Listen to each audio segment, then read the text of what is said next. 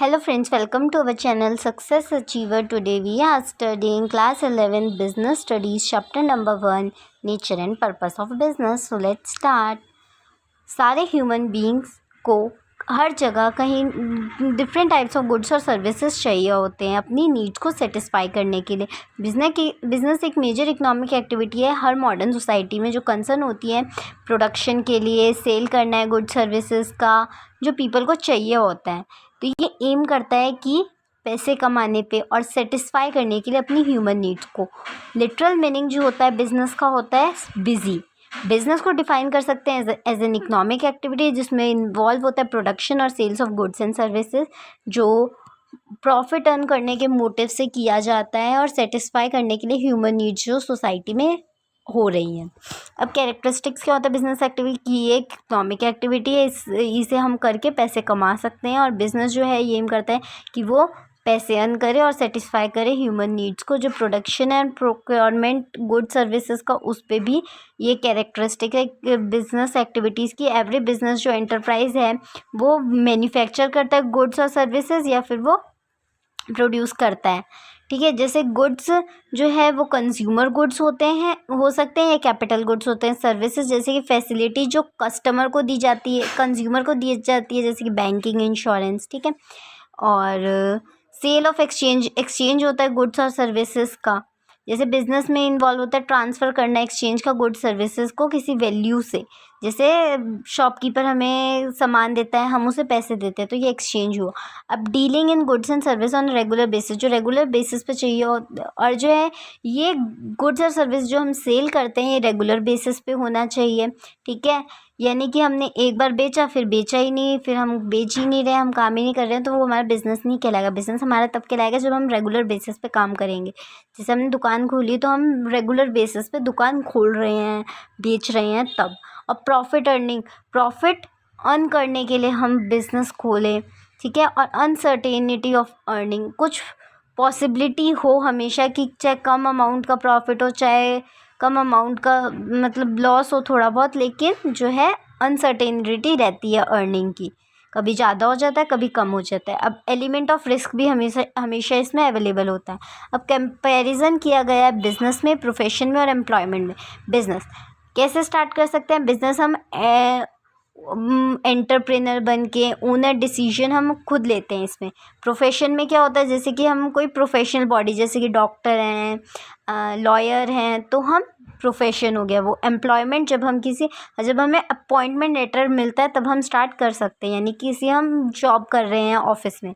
ठीक है, और what is it's nature? Business जो होता है वो प्रोवाइड करता है गुड्स और सर्विसेज पब्लिक को। प्रोफेशन जो होता है उसमें हम कोई पर्सनलाइज एक्सपर्ट सर्विस देते हैं, और एम्प्लॉयमेंट जो होता है इसमें परफॉर्म करते हैं वर्क एज पर जो सर्विस कॉन्ट्रैक्ट में हमें जो दिया गया होता है वो चीज़ें हम परफॉर्म करते हैं। क्वालिफिकेशन क्या चाहिए होता है और कौन स्टार्ट कर सकता है? बिजनेस के लिए कोई मिनिमम क्वालिफिकेशन नहीं है। प्रोफेशन के लिए स्पेशल क्वालिफिकेशन और ट्रेनिंग चाहिए किसी स्पेसिफिक फील्ड में, और एम्प्लॉयमेंट में इसमें क्वालिफिकेशन और ट्रेनिंग चाहिए होती है।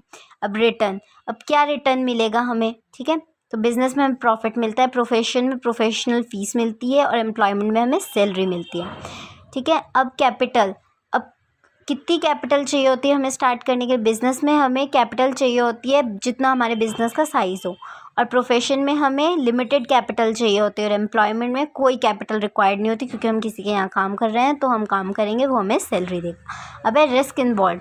बिज़नेस में बहुत रिस्क होता है, प्रोफेशन में कम रिस्क होता है, और एम्प्लॉयमेंट में तो कोई रिस्क होता ही नहीं है, क्योंकि हमें जैसे हमारा महीना ख़त्म हुआ तो हमें सैलरी मिल जाती है। अब है ट्रांसफ़र ऑफ इंटरेस्ट। ठीक है, बिजनेस पॉसिबल, हम किसी को ट्रांसफ़र कर सकते हैं कुछ फॉर्मेलिटीज़ करने के बाद। प्रोफेशन हम किसी को ट्रांसफ़र नहीं कर सकते, जैसे डिग्री हमने ली हुई तो हम किसी को ट्रांसफ़र नहीं कर सकते। अब एम्प्लॉयमेंट है, उसमें पॉसिबल ही नहीं है कि कोई ट्रांसफ़र होगा। ठीक है, अब कोड ऑफ कंडक्ट यानी कि business no code of conduct prescribed नहीं है कोई। प्रोफेशन में कोड ऑफ कंडक्ट फॉलो किया जाता है, और कोड ऑफ कंडक्ट एम्प्लॉयर हमें देता है कि हम वो चीज़ फॉलो करें। ठीक है, अब क्लासिफिकेशन ऑफ बिजनेस एक्टिविटी, जैसे कि इंडस्ट्री जहाँ पे प्रोडक्शन जो होता है, प्रोसेसिंग होती है गुड सर्विसेज की, और ये कंसर्न होता है चेंज करना प्रोडक्ट को, जैसे हम फैक्ट्रीज़ में बनता है ठीक है, फाइनल गुड्स एंड सर्विसेज में ट्रांसफ़र करते हैं, तो वो चीज़ हमारे इंडस्ट्री में होती है। इंडस्ट्री को प्राइमरी, सेकेंडरी और टर्शियरी में डिवाइड किया गया है। प्राइमरी में जब हम किसी प्रोडक्शन को निकालते हैं नेचुरल रिसोर्सेज से, या रिप्रोडक्शन करते हैं, डेवलपमेंट करते हैं लिविंग ऑर्गेनिजम्स का या प्लांट्स का। अब सेकेंडरी में जैसे फैक्ट्रीज़ में जो काम होता है, प्राइमरी जो इंडस्ट्रीज़ प्रोड्यूस करती हैं उसे प्रोड्यूस करना। अब टर्शरी में जैसे सर्विसेज हो गई, जो सर्विसेज सपोर्ट प्रोवाइड करते हैं प्राइमरी और सेकेंडरी इंडस्ट्रीज़ को।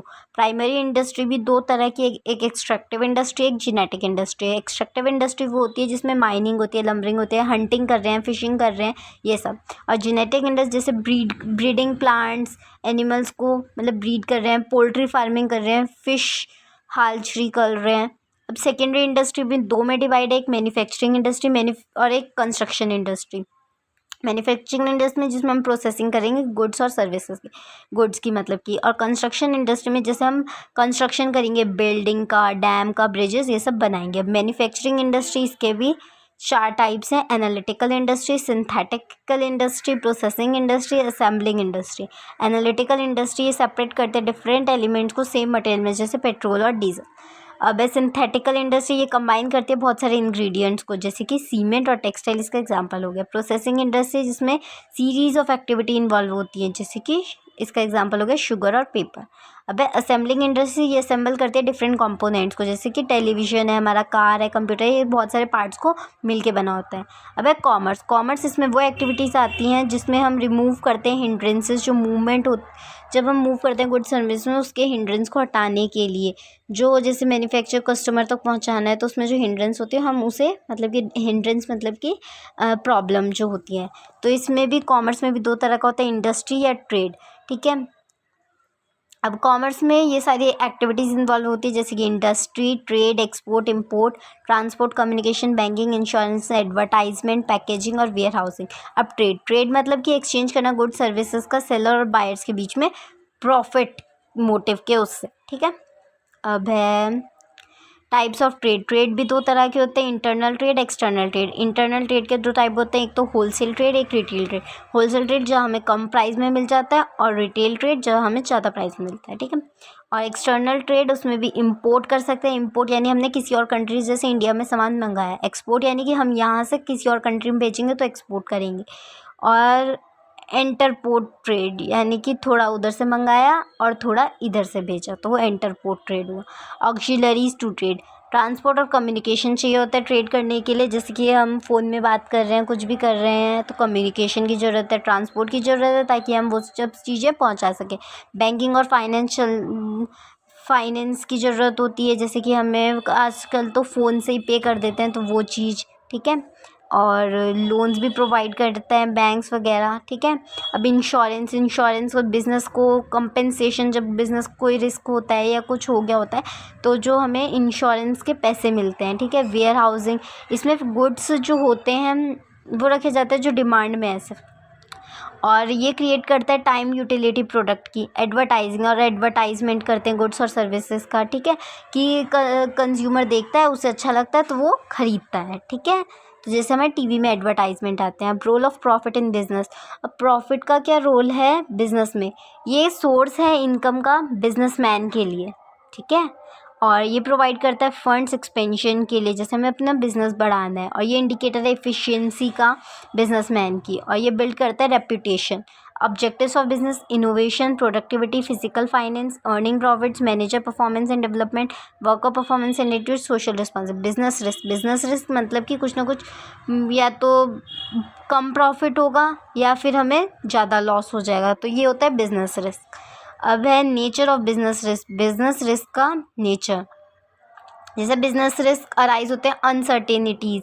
ये रिस्क जो है वो इसेंशियल पार्ट है बिजनेस का। डिग्री ऑफ रिस्क नेचर और साइज पे डिपेंड करता है बिजनेस के, और प्रॉफिट जो है वो रिवार्ड होता है रिस्क लेंगे तभी हमें प्रॉफिट मिलेगा। अब कॉजेज ऑफ बिजनेस रिस्क मतलब कि क्या कॉजेज़ है बिजनेस रिस्क के। एक तो नेचुरल कॉज जैसे कि अर्थक्वेक आ गया, लाइटनिंग हो गई, हैवी रेन हो गई।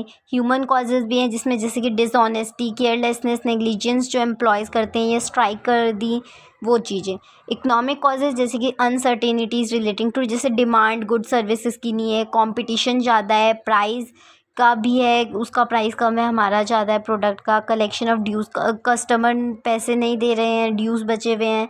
चेंज होता है इकोनॉमिक पॉलिसीज़ में। और अदर कॉजेज़ जैसे कि पॉलिटिकल डिस्टर्बेंसेस, मैकेनिकल फेलियर जैसे मशीन ख़राब हो गई, ठीक है। Basic factors to be considered before starting business activity, ये फैक्टर्स हमें देखने चाहिए बिजनेस स्टार्ट करने से। जैसे selection of line of business, मतलब कि हम क्या चीज़ प्रोड्यूस करेंगे, किस चीज़ का बिजनेस खोलेंगे, वो सब हमें पहले सिलेक्ट करना होता है। फिर उसके बाद साइज़ क्या होगा हमारे बिजनेस का, हम लार्ज स्केल खोलेंगे, स्मॉल स्केल, लार्ज स्केल या मीडियम स्केल, ठीक है। अब choice of form of ownership, कैसी ओनरशिप चाहिए हमें, ठीक है, वो भी हमें डिसाइड करना पड़ता है। लीगल फॉर्मेलिटीज़ फिल करनी पड़ती है, ओनर कौन है होगा, मतलब कैसे कैसे, मतलब ओनरशिप का भी डिसाइड करना पड़ता है। अब लोकेशन बिजनेस की कहाँ पे खोलेंगे, जगह चाहिए। फाइनेंसिंग द प्रोपोजिशन रिक्वायरमेंट, अब कैपिटल की ज़रूरत होती है, सोर्सेज को डिसाइड करना पड़ता है। फिजिकल फैसिलिटीज़ जैसे कि मशीन्स और इक्विपमेंट, बिल्डिंग, सपोर्टिव सर्विसेज जो बिज़नेस स्टार्ट करने में ज़रूरी है। प्लांट लेआउट जैसे कि ड्रॉ करना अरेंजमेंट का, फैसिलिटीज़ का, ठीक है। Commitment and committed work force, जैसे कि हर बिजनेस को वर्क फोर्स चाहिए होती है, तो केयरफुल प्लानिंग करनी पड़ती है। Selection, training, motivation of employees का देखना पड़ता है। फिर टैक्स प्लानिंग, टैक्स भी लगता है तो फिर टैक्स भी देखना पड़ता है, और उसका इम्पैक्ट क्या होगा बिजनेस पे कंसिडर करना पड़ता है। और लॉन्चिंग द एंटरप्राइज, जब सारी चीज़ें फुलफिल हो जाएंगी तो उसके बाद एंटरप्रेन्योर लॉन्च करता है बिजनेस। अब ये शॉर्ट आंसर टाइप क्वेश्चन है, आप इन्हें पढ़ के देख सकते हैं। और ये हॉट क्वेश्चन है, ये भी आप पढ़ सकते हैं। और ये शॉर्ट में हमें थोड़ा बहुत दे रखा है। Thanks for watching, that's all for this video.